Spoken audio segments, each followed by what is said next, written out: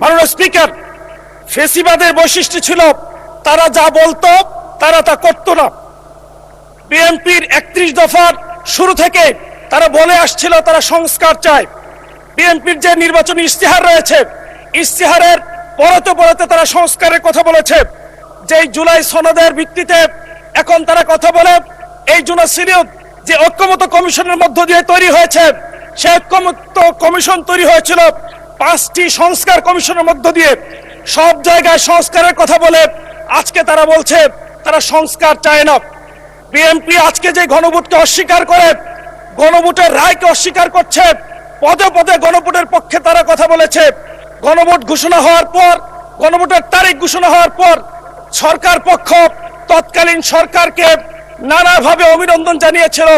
গণভোটের পক্ষে বর্তমান মাননীয় প্রধানমন্ত্রী ভোট চেয়েছেন, মানুষকে নানাভাবে এই গণভোটের পক্ষে উৎসাহিত করেছেন। এখন ঘোষণা করা হচ্ছে এই গণভোট অবৈধ।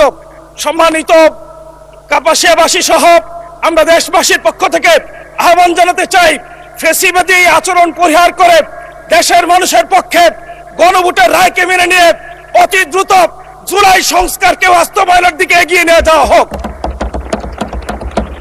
মাননীয় স্পিকার, যেই জুলাইকে আজকে অস্বীকার করা হচ্ছে, যেই জুলাইকে আজকে পাল্টে দিতে চায়, জুলাই কথা বললে যারা লাফিয়ে উঠেন সংবিধান দিয়ে, যারা জুলাইকে চাপা দিতে চান, যারা জুলাইয়ের সময় রাজপথে ছিলেন না, রক্ত দেননি, তাদের পরিবারকে কেউ জুলাইয়ের সময় শাহাদাত বরণ করেননি, তারা এই জুলাই আন্দোলন চলাকালীন সময়ে সীমান্তের ওপারে 5 স্টার হোটেলে ছিলেন।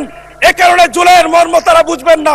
আমি বলতে চাই, the will of the people is the supreme authority.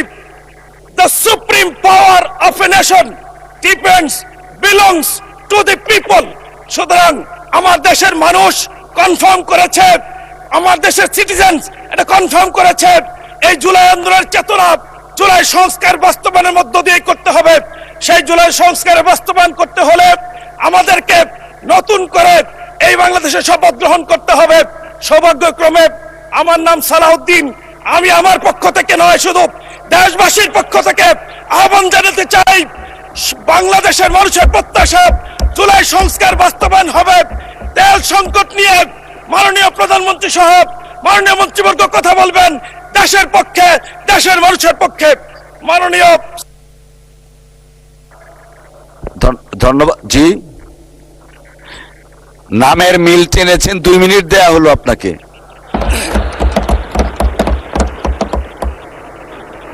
মাননীয় স্পিকার, আপনাকে ধন্যবাদ। মাননীয় স্পিকার, আমি তেল সংকটের জন্য আমি ভাড়া একটা গাড়ি ব্যবহার করতাম। এই সংসদে আসার জন্য এসেছিলাম, ভেবেছিলাম ঢাকায় এসে তেল পাবো। আমি আমার একটা তেল না পেয়ে এখানে এসেছি। 8টি পাম্প ঘুরে তেল না পেয়ে যখন গাড়ি রেখে লোকাল গাড়িতে করে আমি সংসদে এসেছি, সেদিন মাননীয় তেল মন্ত্রী একটি তেল সমৃদ্ধ বিবৃতি প্রদান করে বলেছেন বাংলাদেশে নাকি তেলের সংকট নাই। আমি আশ্চর্য হয়েছি। আমি নিজে ঘুরেছি, আমি কি দেখে আসলাম, আর এখানে এসে কি শুনলাম। এখান থেকে বেরিয়ে আমি প্রায় গাজীপুর থেকে নিয়মিত আমি বাসে করে এখানে সংসদে আসি।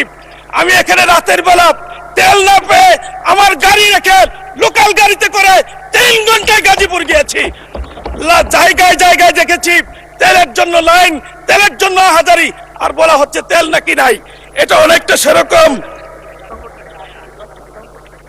তেলের নাকি সংকট নাই। সম্মানিত কাপাসিয়াবাসী একইভাবে তেলের জন্য বারবার দাঁড়িয়ে আছে। আমি জোর দাবি জানাচ্ছি, সরকার এই সংকটকে মেনে নিবে, এই সংকট উত্তরণে দ্রুত ব্যবস্থা গ্রহণ করবে। এই বিষয়টি এরকম অনেকটা কাগজে আছে, গোয়ালে নাই। মাননীয় মন্ত্রী কাগজে বারবার বলেন কোনো সংকট নাই, কিন্তু সংকটের কারণে দেশ আজ বিপর্যস্ত।